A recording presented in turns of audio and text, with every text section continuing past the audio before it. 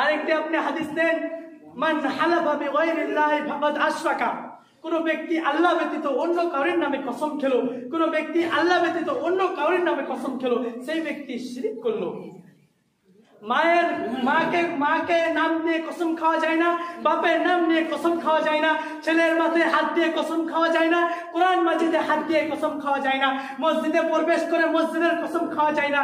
যে সমস্ত মানুষ মা বাবার কসম খায়, ছেলে সন্তানের কসম খায়, মাটি জমিনের কসম খায়, সেই সমস্ত মানুষ শিরক করলো, সেই সমস্ত মানুষ মুশরিক। তারাই তো শিরক করছে, কারণ হাদিস বলছে মান হালাফা বিগাইরিল্লাহি ফাকাদ আশরাকা। কোন ব্যক্তি যদি আল্লাহ ব্যতীত অন্য কারোর নামে কসম খায়, সেই শিরক করলো। সম্মানীয় উপস্থিত, আমাদের সমাজে আরো নানা ধরনের শিরক রয়েছে।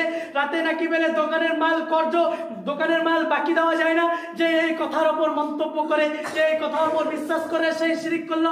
সকাল সকাল নাকি বেলে দোকানের মাল